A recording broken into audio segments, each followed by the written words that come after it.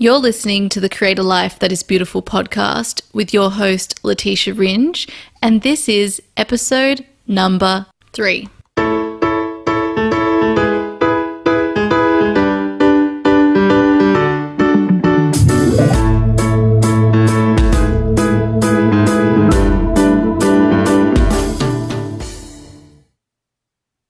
Hello, beautiful people. It's Letitia here, and welcome to another episode of the Create a Life That Is Beautiful podcast, a podcast designed to inspire, empower, and support you on the journey of uncovering your truth and purpose in the world. So I am super excited to share today's interview with my friend, the wonderful Lauren Barber. Lauren is a female empowerment coach, business mentor, yoga teacher, and well-being expert supporting creators as they rise. Lauren believes for herself and her clients that anything is possible. And like me, she values fun, freedom, and fulfillment, which shapes her personal and business why. I was first introduced to Lauren about 3 months ago when I went to a workshop she led at the Goddess Space in London for running a soulful business.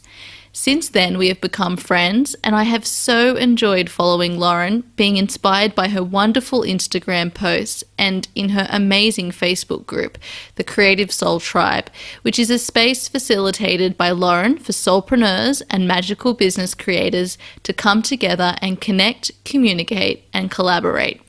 I've loved following her journey, and I knew I had to have her on the podcast.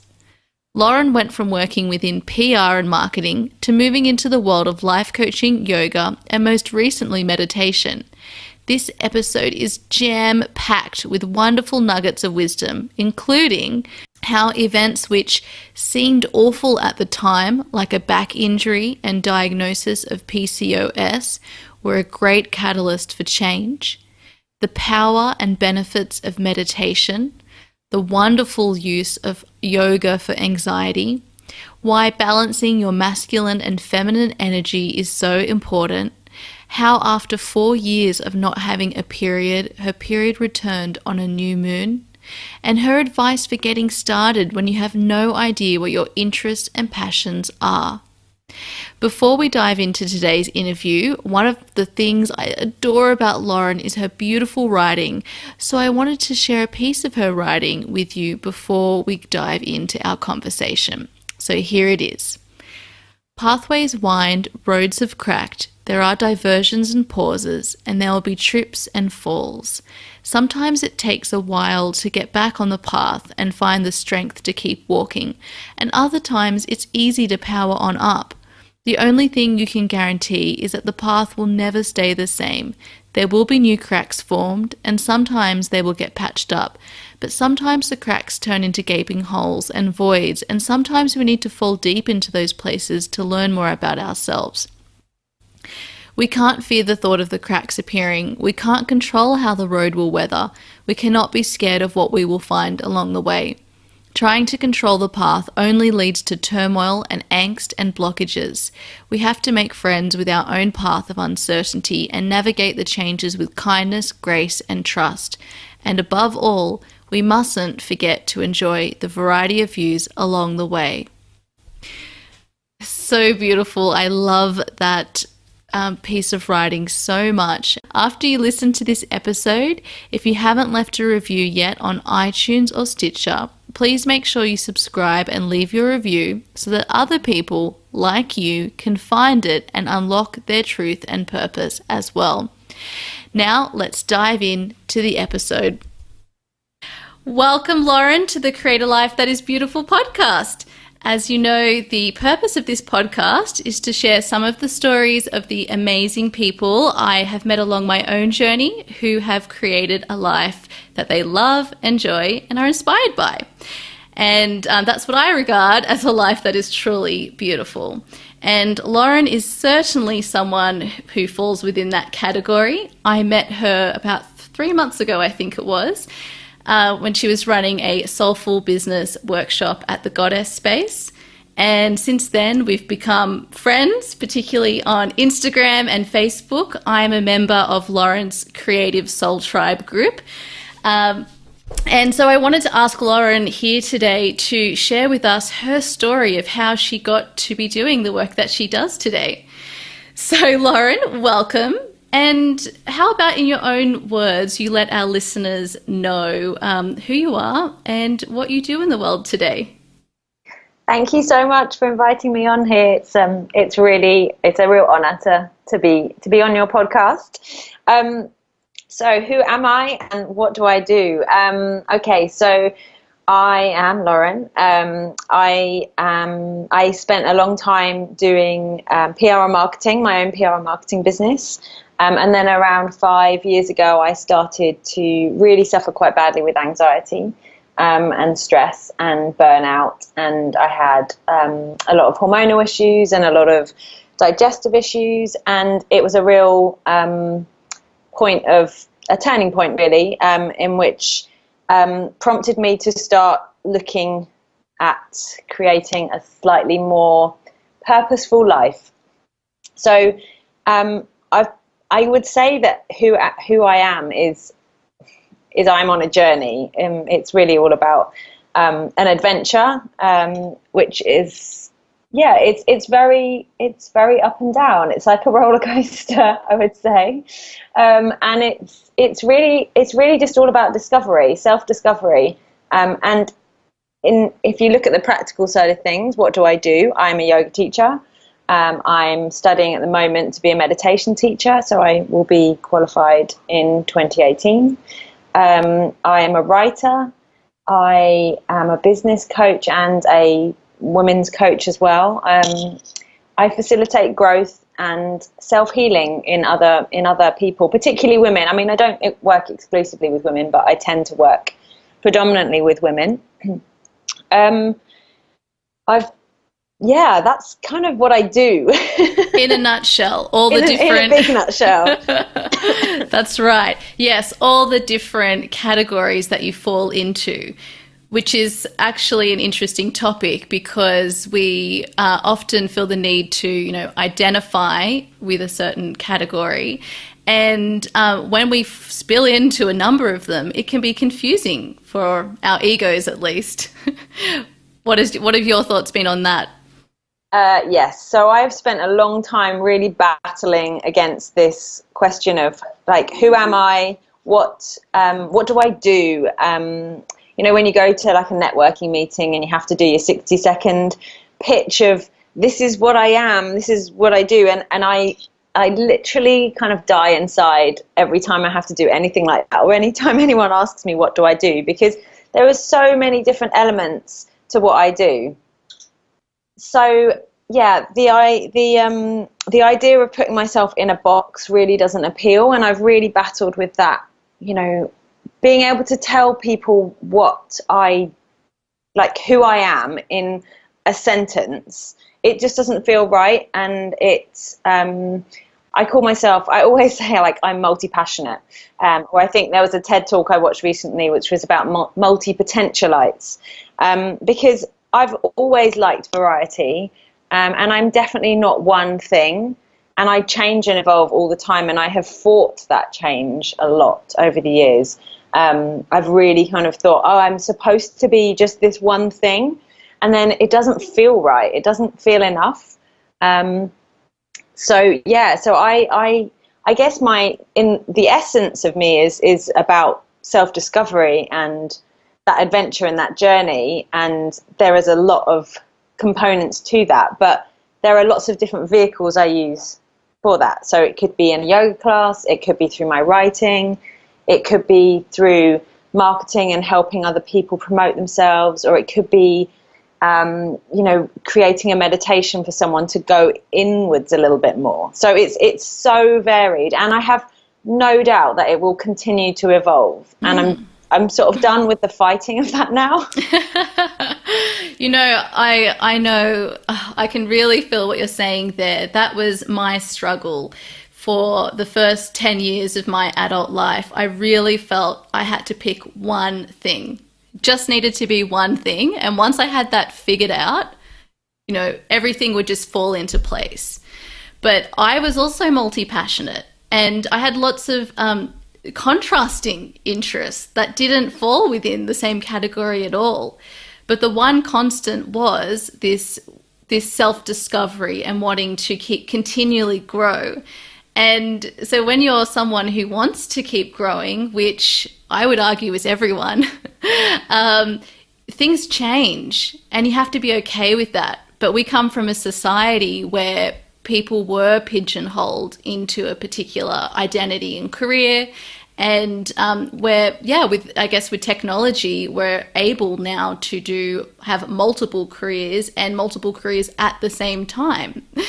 So anyway, a bit of a tangent there, but I think that's a really good point for people to not feel the need to have to identify with just one thing, or to be able to sum up who they are in an elevator pitch. Yeah, I completely agree. And I think the process of discovering yourself does mean you have to try different things, and you do, some things stick, some things don't, and it's not being afraid to try and allow that change and that growth, and not getting too caught up in what it's so easy to say, but in what other people think, because that's been my biggest, I started off as wanting to be I left my PR marketing wanting to go into health coaching, and within a few months I was like, yeah, this isn't it. And I'd always been that person that knew what the next step was, and for the first time in my life at the age of 32, I did not know, and it was so terrifying. And it kind of sparked this catalyst of exploring, which felt really uncomfortable for me, because I'm a bit of a control freak, and I like to know, and uncertainty was not something that I was familiar with. And so, yeah, it has been such an emotional roller coaster to juggle those feelings, and worry about people thinking I was fickle. Oh, she's doing this now. Oh, she's now doing this. Oh, now she's doing this. There's constant, this inner critic is constantly saying, oh, what are people going to think about you, Lauren? They're going to think you're not serious, or you're not professional. Yes, absolutely, which is ridiculous, because you're just being you. A wonderful book that I've read recently was Brené Brown's Braving the Wilderness, which is all about having the power to stand out on your own. And she makes a wonderful point about fitting in being the opposite to belonging, because to fit in, you give up parts of yourself. So you're not a true reflection of who you are. And actually, that does everyone around you a disservice, because when you're in your highest alignment with yourself and your truth, that's when you can contribute most to people and be of service to the people around you. So this needing to be able to explain and stick to what we do is just very limiting. And it is, I would say, has a lot to do with, the ego, and these are learned fears about being accepted by society. So how did you mentioned before that anxiety and panic attacks was something that you had to overcome. I've also had to deal with anxiety, especially moving into my transition from going from being a lawyer and knowing that this isn't what I wanted to do anymore, to then moving into the unknown. And so was that a catalyst for your next step on your journey, or was it a byproduct of the uncertainty? It was definitely a catalyst, although, now looking back on it, it probably was a byproduct of me just not honouring my truth.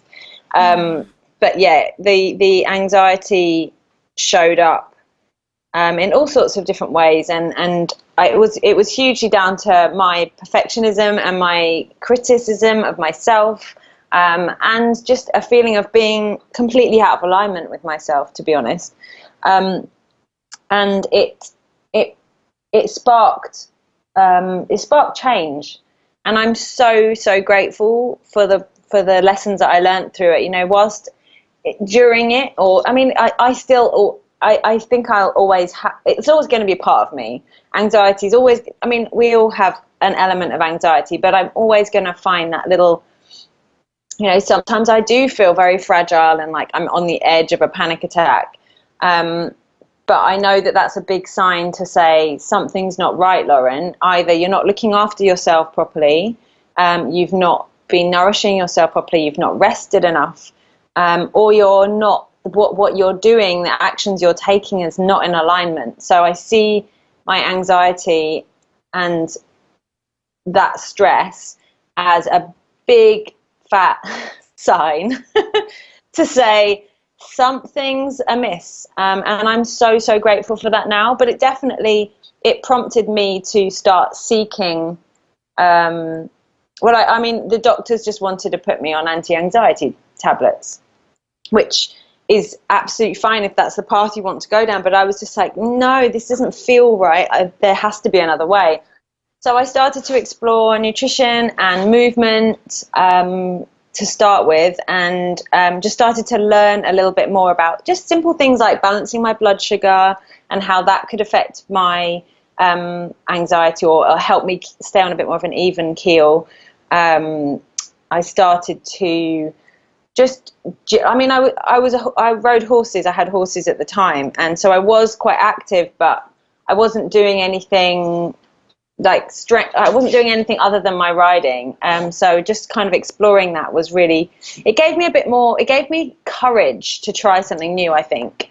And that just really spiraled into then doing my health coaching certification.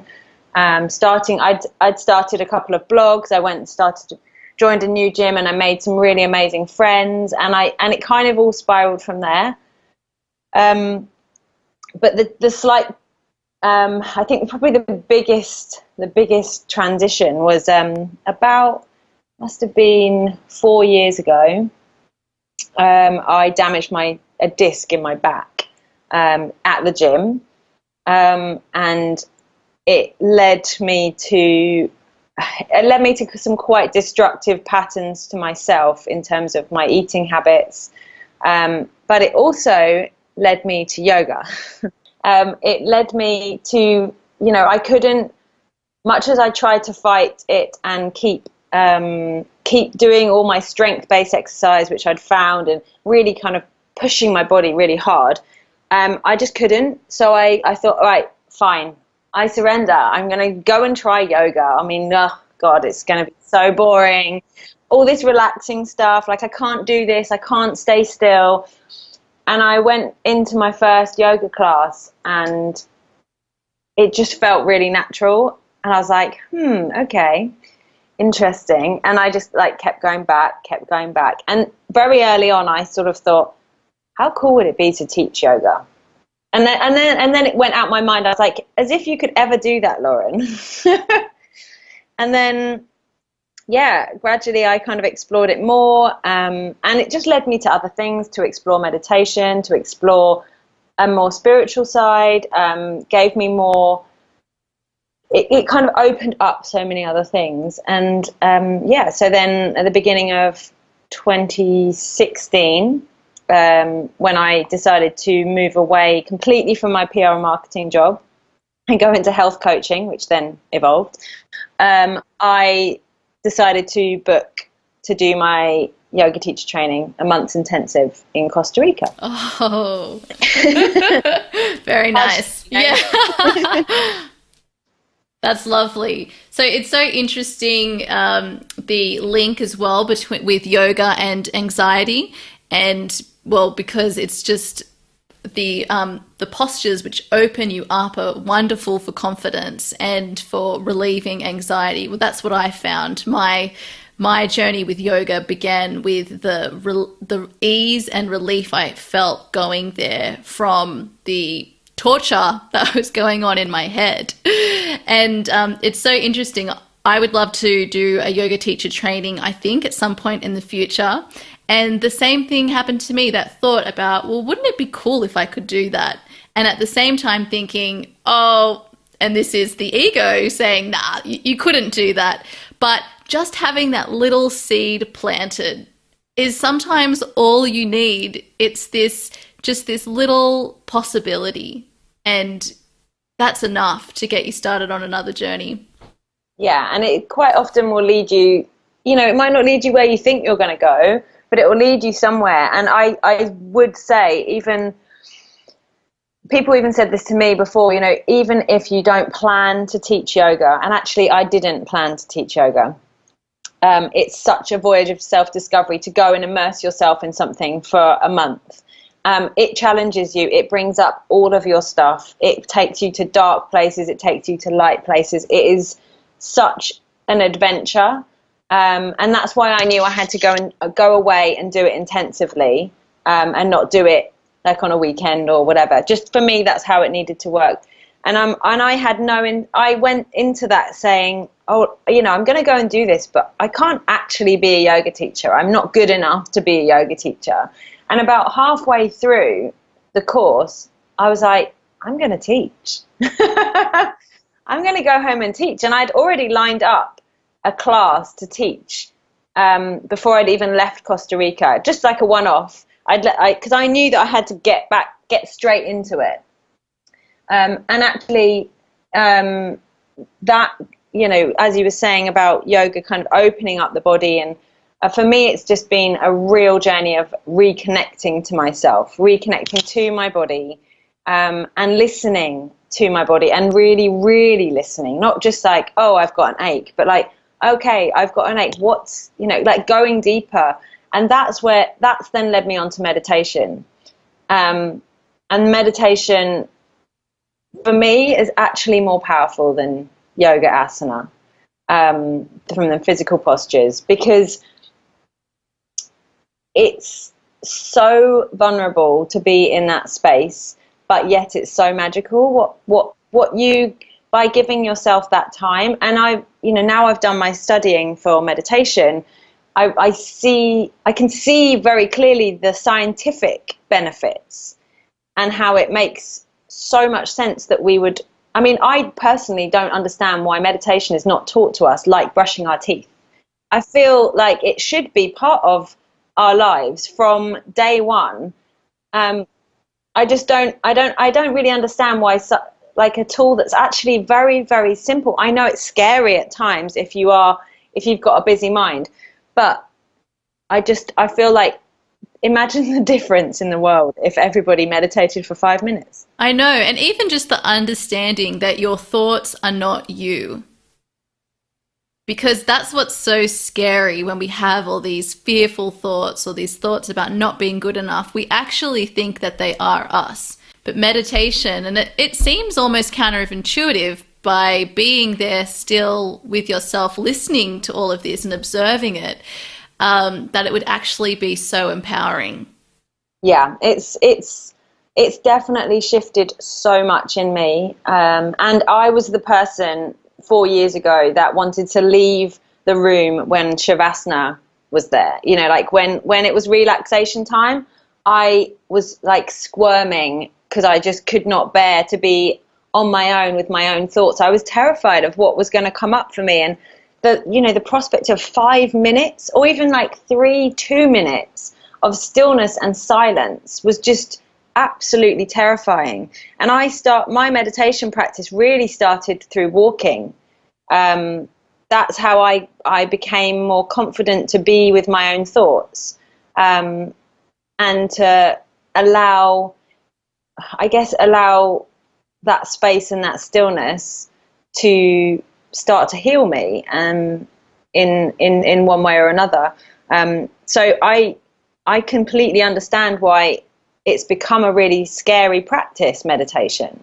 There is a lot of connotations around it. You don't have to be sitting in lotus on a beach with your eyes closed and, like in some kind of hand mudra. That is not meditation. It's a focused attention. It's putting your attention onto one thing rather than a million things. Yeah, a lot of athletes actually are in a meditative state. A lot of top performers are told to use that. I mean, in business, CEOs, they use meditation. There's Well, Tim Ferriss has a book out, which the name escapes me, Tools of Titans, maybe. And they, like many of the people in that book, talk about meditation being a primary tool that they use in running a successful business. Yeah, it's just, it seems, it's mind-boggling to me that it isn't a part of something we do as children, like in our education system. Hopefully this is changing though. So yeah, the one thing that I have picked up from your story is the move to the more feminine energy, and that balancing, which I think is something you talk about as well on your website as being a big part of your journey, I guess. But that in a world that's so masculine, yang energy focused and all about action, action, action. It's not something that we learn how to use, this stillness, the power of stillness and rest and of introspection and these going through a yin and a yang period, and just how important that is for actually achieving what we most desire. Has that been your experience? Yeah, I mean, I would say I was like typical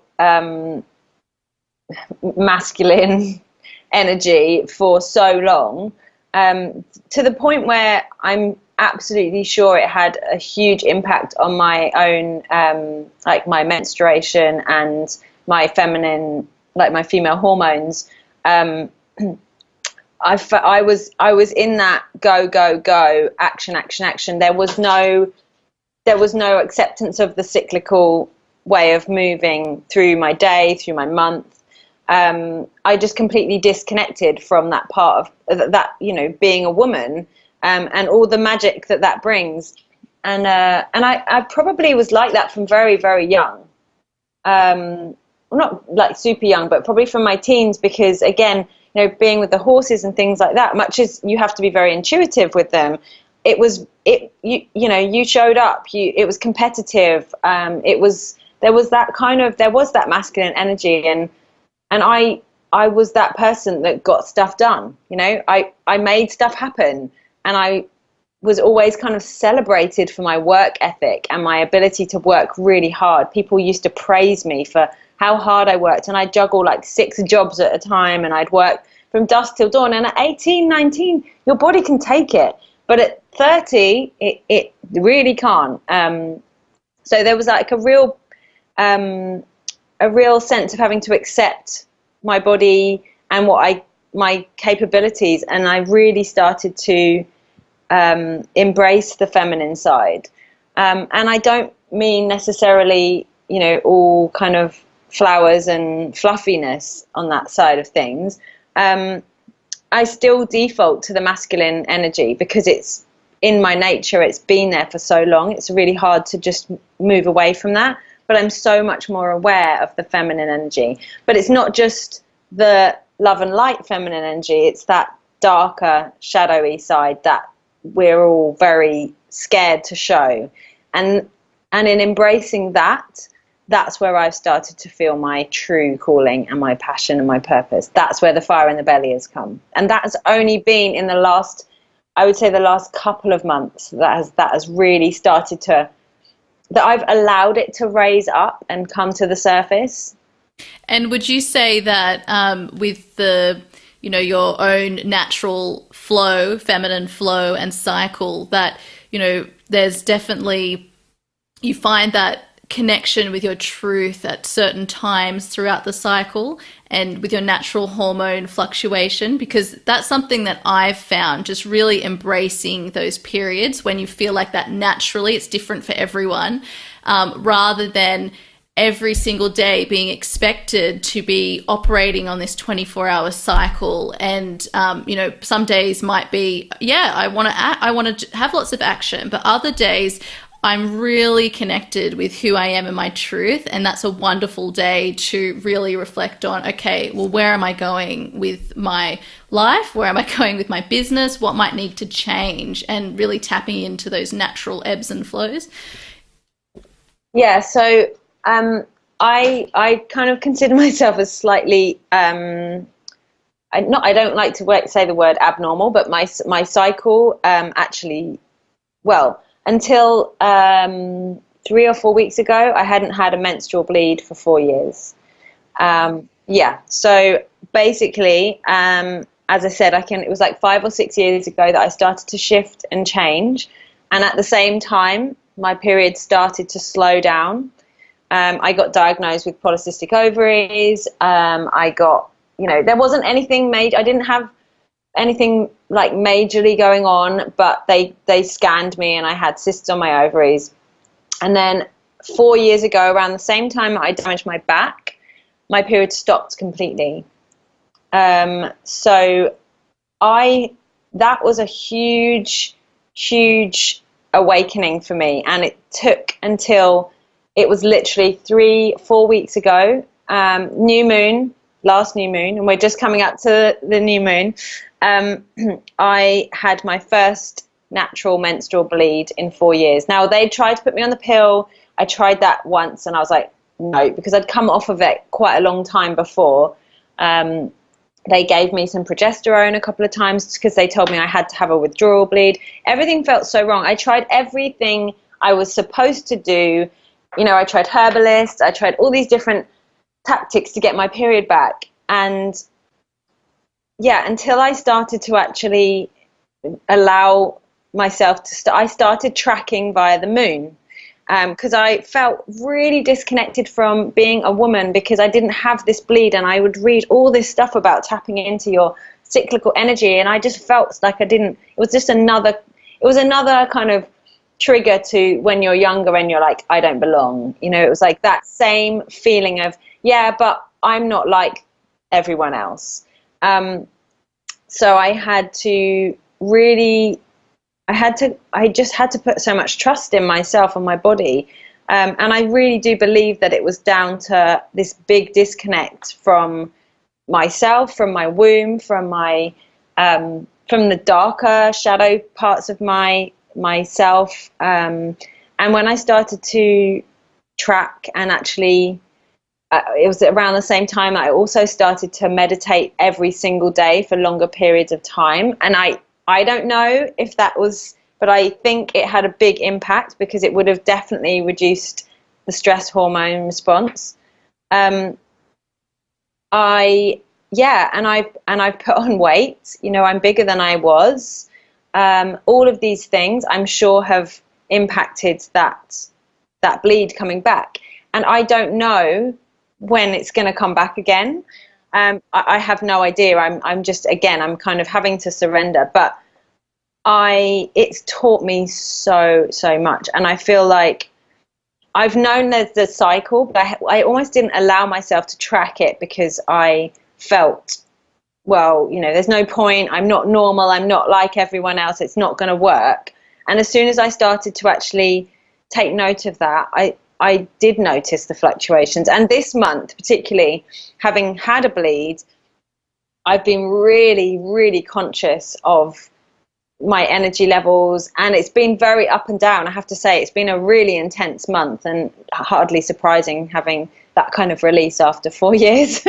And it was, it was kind of like a 10-day bleed as well. So it was pretty intense, but it was beautiful. So I was going to say, it sounds beautiful. Like the relief that you must have felt just having that, because I know that's something I feel each month right before I bleed. And actually, I've had issues with my cycles. I've got endometriosis, and that's what's started me on my journey into being more in tune with my own body and my health.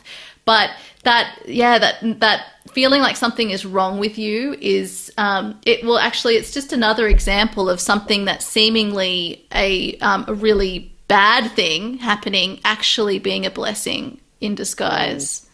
Yeah, I mean, it's taught me so much. I wouldn't have come to this work had I not gone through that process. And I'm at this point in my work where I know that this is the next part of my evolution, and it's beyond being a health coach. It's about healing the feminine wound. It's about allowing women to rise and rise in their fullness, not just in their, arise through embracing both light and dark in themselves, rise through being messy and chaotic and wild, as well as shiny unicorns and glittery. When you feel like it's the contrast. It's such a beautiful contrast, and that feels so. I'm so passionate about sharing that. And when I at the time I bled, I was reading Goddess Wisdom.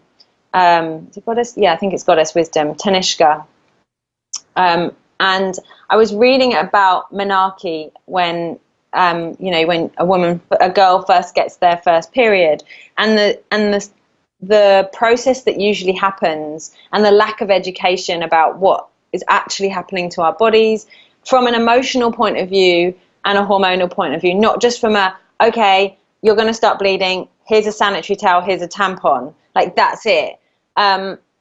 It made me so angry and upset that girls are being shamed. And I remembered, that first day that I was bleeding, walking around the corridors at school thinking everyone can see blood, everyone can tell, oh my God, I'm so ashamed, all of this stuff. And in bleeding again, it gave me a chance to actually relive that experience. So I treated myself like a princess. I bought myself a necklace to celebrate as like my blood necklace. I rested. My husband was really supportive, and I just let it happen. And yeah, I had to do stuff. I had work, I had things that I had to do, but I was honoring the process throughout the whole time. And it was such a beautiful experience. So that, yeah, I mean, I guess that's where that fire in my belly has really been lit again. Yeah, it's so interesting how this connection with your body and these discoveries that we keep making about ourselves is what really catapults you into the next, okay, well, this is the next path that I need to take. And that is why it's forever changing, because you're learning about yourself and you don't know what you don't know until you have that before you.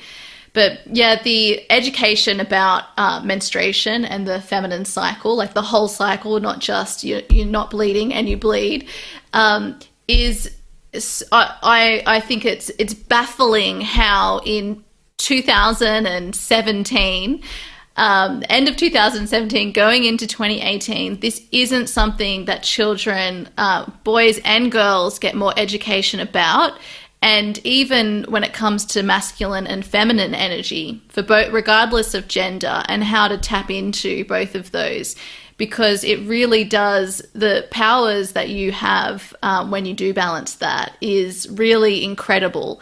And yes, but I just, the power that there is in working with your own natural flow, however that looks, I've found that life-changing. Seriously, yeah. And so powerful. Yeah, no, I completely agree. And even without a bleed, I've found so much power in the emotional, like the change in emotions, and honoring that, and just accepting that we're not the same all the time. And I used to get frustrated, why? Oh, I had all this energy yesterday, and I was doing this and this. Why am I not able to do that today? But actually, it's just understanding that flow of energy in and energy out. And I've spent so long depleted and not full, that every kind of slight release of energy then leaves me lacking. So now it's become my main priority to fill myself up, which has been, again, it's such a big lesson to learn. Yeah, exactly. And having been that person that's been celebrated for working every hour under the sun, and seeing that as such a positive thing, to then go and say, actually, I'm gonna lie on the sofa and watch Heartland for a day, which is my guilty pleasure. That's been really hard, and I still feel like I should be doing something, or is my husband going to think I'm lazy, or all these these things come into my mind, and I feel like there has to be a change, because otherwise we are not going to survive. We will not, there's more women burning out. There's more women with menstrual issues and hormonal issues. And there's also, more men burning out, more men with mental health issues. Like, there is such an imbalance in both men and women, and in the masculine and feminine. And yeah, as you said earlier, it's regardless of gender. We all have masculine and feminine energy. There's such an imbalance in it that it's no wonder there is so much illness and dis-ease. Yes, exactly. Quote I like, which I think is from the Abrahams, is dis-ease equals disease. So, like, to go back to the beginning of our conversation, actually, when you're talking about when you notice something physically is wrong or mentally is wrong, that is a sign that you're not in alignment.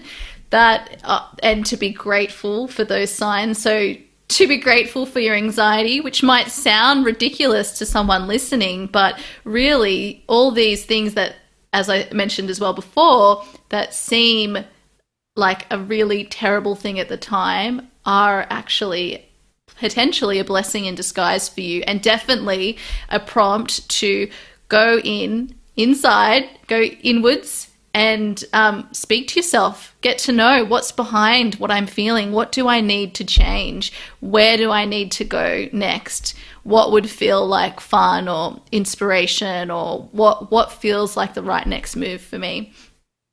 Is there any advice that you would give your younger self from what you know today? Oh, well, in some ways, no, because I've taken, like, everything I've been through has led me to where I am. So I'm not really one of those people that believes in kind of wanting to change stuff, or, I don't have regrets. But I think, I just would love to just say to her, you've got this. just you've got this. Like, it's going to be okay. You will be okay. It will be hard. And I think also just to allow her to be herself and embrace the messy parts just as much as the shiny, glittery parts. And embrace the contrast, because I think that there's this illusion that we're all supposed to be sparkly all the time, and it's just not the truth. If you follow me on Instagram or my blogs or anything, you'll see that I'm very raw and messy and actually probably more often than not I'm in that space than I am in the shiny glittery unicorn space. I love them both. Yeah, and actually, for anyone listening, and I will give you all of Lauren's details on where to connect with her, but her Instagram account and her Facebook, her Creative Soul Tribe Facebook group, they are so wonderful and very different from what you will see on there, because you do share the contrast, which I love. And I think that vulnerability people are really attracted to, and it is a gift of yours for sure. Thank you. Sometimes it's felt like kind of business suicide. But I know I'm not in my truth. I'm not in alignment if I don't share in that way. And sometimes I'm like, could you not just have given me an easier job, universe? Could I not have just had like nutrition or something that was a little bit more straight? Not that nutrition is straightforward, but you know what I mean? Like, could you not have given me something? Why do I have to do this? But I love it at the same time. I love it. It's creative, it's expressive. And I'm seeing more and more people stepping up and being inspired by that. And that just blows me away. Just by me being myself, it is actually making a difference, which is incredible. So, it is, because you give permission to other people to speak about these subjects as well, and to even just think about them, which is what's so important. That's why like Instagram and all the social media, they're so wonderful, because really you never know who is reading your post and who you might change just by sharing the truth about what's going in, the good, the bad, and the ugly. So one more question. What advice would you give to someone who might be at the beginning of their, working life, or they might be at that stage of their life where they just have a deep yearning for something else and for purpose or for soul, whatever it is driving them, but there is this deep yearning within them for something more and they have no idea where to get started? I think curiosity, and being open to curiosity and for me that's been a lot of journaling, so questions, and that's actually where I start when I'm working with clients. It's all about asking questions to help them explore themselves and where they're at. I would just say that you don't have to have a perfect vision in your mind of where you're going before you start. You can just start to explore, and you don't have to make big drastic changes. It's just allowing your curiosity to take you down the rabbit hole, get lost in things, spend time just, working with what feels good, connecting back to your joy. Joy is something we are so lacking in so many areas. Ask yourself, what brings you joy? That's a really good question to start with. Just write down a joy list in your journal, and see what comes up, and then get curious as to, how could I bring more of these things into my life? And that will start you on that motion. Absolutely. I couldn't agree more. I like to have a list, which I update regularly, about 10 things that bring me joy that I know. And they're little things like going for a walk outside along the canal or looking outside and seeing the sun. Just they're so small, and it's so interesting to see that the things that really bring you joy are the simple things. They're very small, but they have a huge impact and are great indications about what might be the right path for you or where to go next. And another question I had, which is a little bit off topic, but I think some of our listeners would love to know, do you have any daily rituals or other rituals that you use regularly? So I'm quite, I do have rituals. For example, gratitude journal without fail is by my bed, first thing in the morning, 3 things I'm grateful for, last thing at night, 3 things I'm grateful for. So that's like a non-negotiable. I guess rather than set things, I do meditate every single day. So it's probably meditation, some kind of creation. So whether that's an Instagram post or whether that's a blog or whether that's, doing something in my creative journal. So some form of creativity, some form of connection. So whether that's connecting with someone, again, on social media or in person, and then communication. So again, just putting a message of mine out there, which is usually an Instagram post or something on my newsletter or something like that. And rather than me being bogged down to, I have to do these certain things in order to start my day, I just like to incorporate those things into my day. And movement, of course. So walking, generally nature.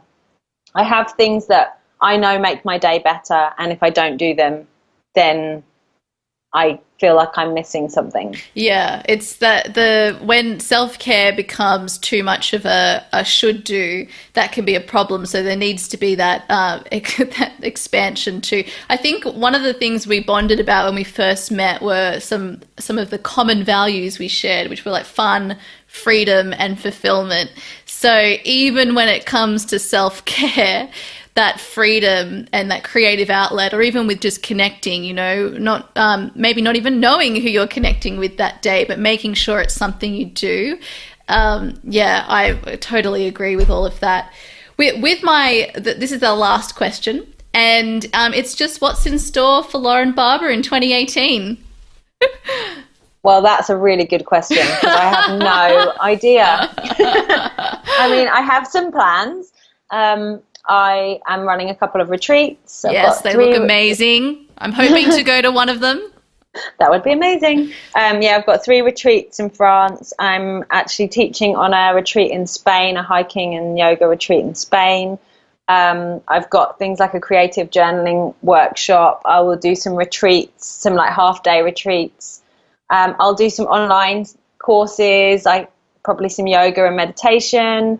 The main thing I think I really want to focus on is just my writing. And I genuinely don't know where it's going to take me. I just know that if I keep in alignment and keep focusing on the things that fulfill me, then it will take me to amazing places. So I'm kind of, and there is one thing I'm actually doing that's booked, so I know it's happening, is I'm doing my womb yoga teacher training.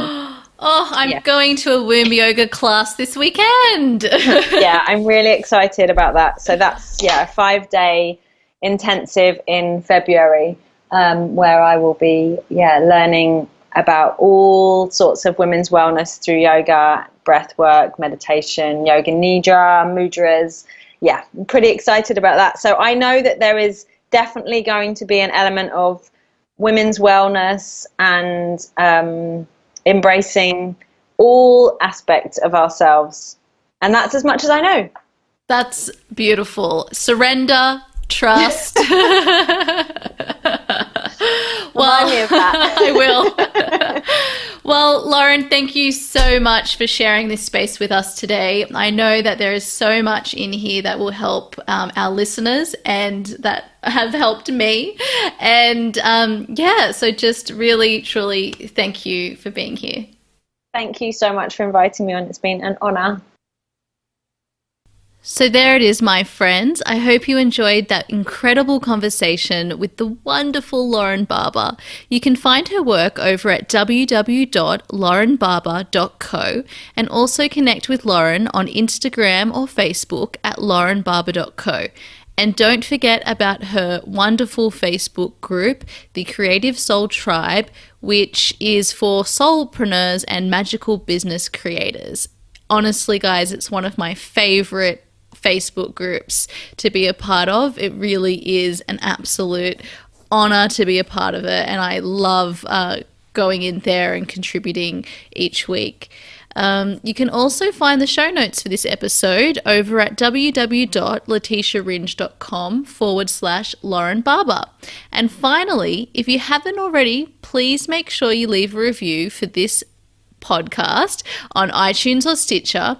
And if you also haven't already, subscribe.